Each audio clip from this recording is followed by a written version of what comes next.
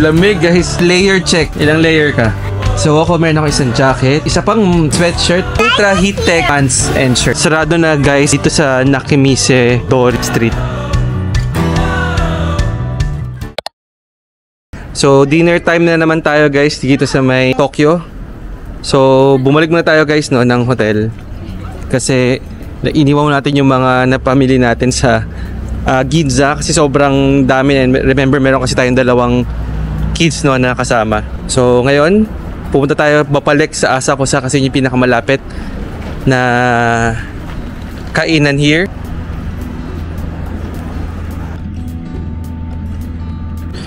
Yung hotel na malapit sa amin guys, meron ding grocery here. Oh. Ayan. Fresh fruits. Yan. Pangalan niya is Aeon. A-E-O-N. Ayan o, nakikita mo na yung entrance ng Sensoji Temple. So, ganun lang siya kalapit to our hotel. Parang isang isang tawid lang and yan na siya. So this is Sensoji area at night time.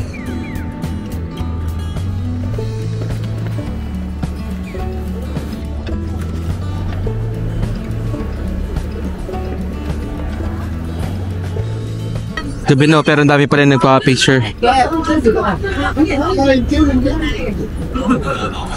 So time check ngayon is 10 minutes going to 8 ng gabi. And sarado na guys, 100% lahat ng store dito sa Nakimise Dori Street.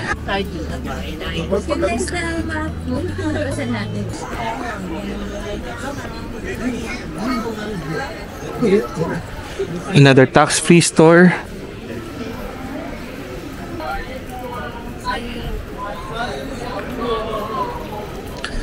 Okay, so ito na yung gusto matikman ni wifey, ang Tulis Coffee. So dito guys sa may labas no ng Tulis Coffee, ayan, makikita mo din yung mga coffee beans no na binebenta nila. So meron silang Kilimanjaro sweet wash. So again, nakaano pa to guys, beans pa to. So kailangan pa siyang i-grind. So that's priced at 1,340. Costa Rica 1,340. So that's for 200 grams. Brazil, may silang house blend. Mas mura yung house blend 1-1 ng around 200 yen. Ethiopia, mocha, French toast, and black, and mocha java. May silang holiday roast. So this is 1,400. So decaf na Brazil. Meron din sila nito, and this one. So kung titingnan nyo guys, yung drinks na binibenta dito sa may Tulis. So the short is 360, tall is 420, the grande, which is the biggest, is 480. Ayan. Kung di ako nagkakamali, yung order ni wifey is itong Uji matcha latte, honey milk latte, mocha macchiato, Swirkel frozen beverage, and meron din silang other beverages no. Ayan, ito na, dumating na guys yun natin no, yung drink natin. So umorder siya ng Uji matcha, and this is actually one of the must try. So ito, we highly recommend guys no na mag-try din kayo dito sa may Tulis Coffee. Meron silang Harry Potter, ayun no. So try na natin to. Sarap. Kung sanay tayo guys no sa matcha latte natin sa Pilipinas sa Starbucks, yung lasa nito para siyang mas malinamnam. Yeah. For some reason sarap lang niya guys no, kasi sobrang lamig ngayon. So feeling ko temperature ngayon nasa 5 to 6 ulit no. Yeah, so siguro 5 to 6 ulit yung temperature ngayon. So sobrang niya, perfect no para sa isang mainit na uji matcha. So nandito pa rin tayo guys no sa may Asakusa. Actually yung likod ko, yun yung temple. Okay? So para sa mga bata, walang kamatayang McDo. Parang pangatlong beses na natin to no. So pangatlong beses na namin McDo guys para sa mga kids.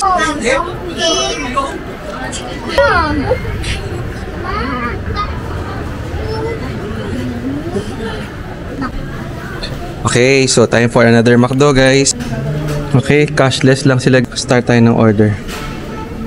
So, since almost busog pa tayo, try natin kumuha no, ng mga side menu lang. Kaya tayo nito. Add to order. Pero, kunin natin to. And then, kuha tayo guys no, ng McFries nila is 340 pag medium. Pero, kapag lalagyan natin siya ng burger, ito after 5 PM. What's new? This is 380. What is this? Graporo.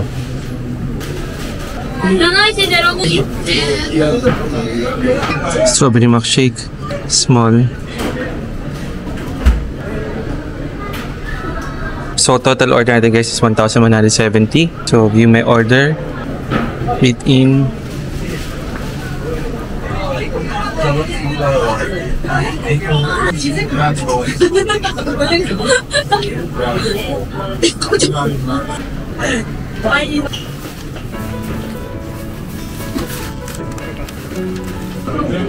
Thank you. Let's go.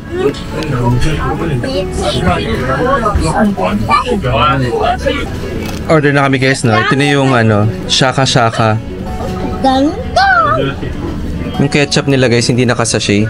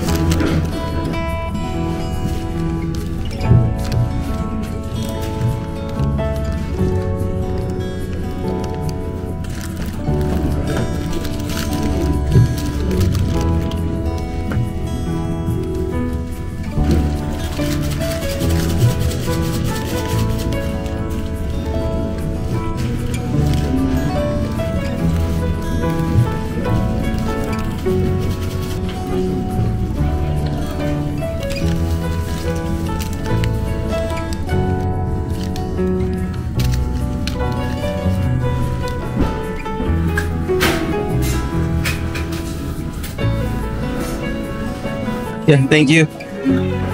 Okay ka na?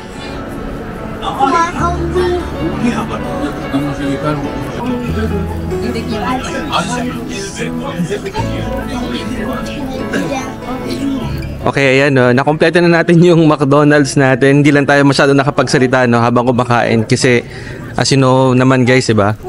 Medyo bawal yung maingay dito sa Japan.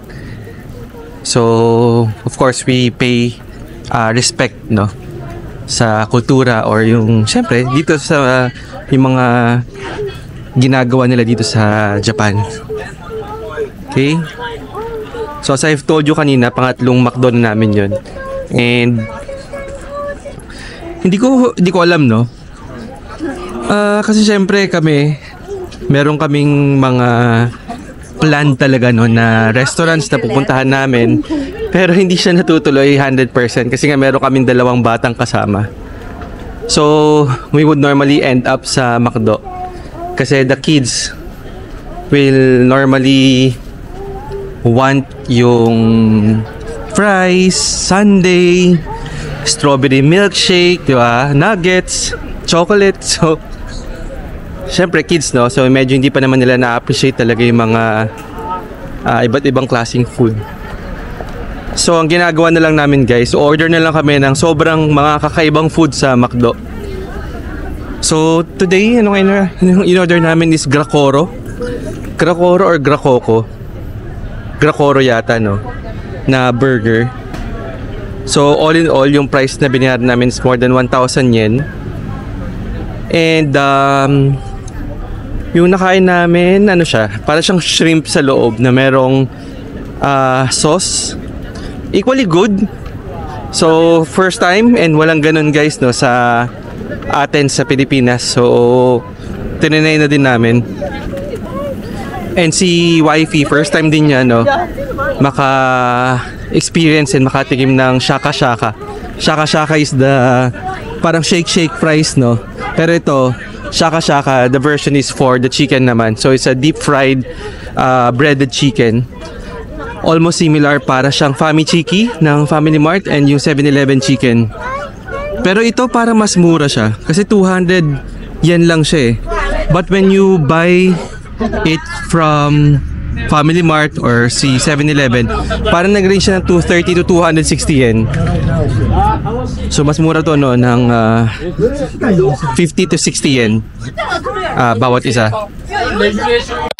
So before natin tapusin guys yung yung araw natin today, we decided, no, na umakyat muna dito sa may 12th floor, no, ng Hotel Wing to again check yung Tokyo Skytree.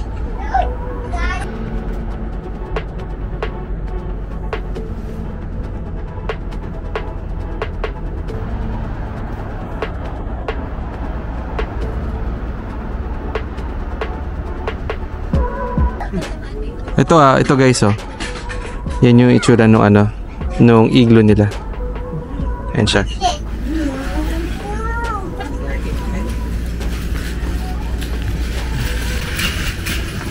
Ito yung view niya dito guys, oh, sa may loob ng igloo. Nakakatuwa. Ngayon lang nila actually ito inopen. Or baka ilang araw itong may gantuhan kasi hindi natin nakikita. Oh, lagi tayong wala. Ano ka ref ba? Hi. Lamig guys. So ano tayo? Ano tawag yung layer check. So ako meron ako isang jacket. Meron akong isa pang sweatshirt. Tapos isang ultra heat tech. So 3 layers ako today. And then yung pants ko, meron ako naka-jogger pants. And another jogging pants. So, layer check. Ilang layer ka? Puffer jacket? Heat tech sa loob. Heat tech? Ordinary na heat tech. Okay. Tapos t-shirt.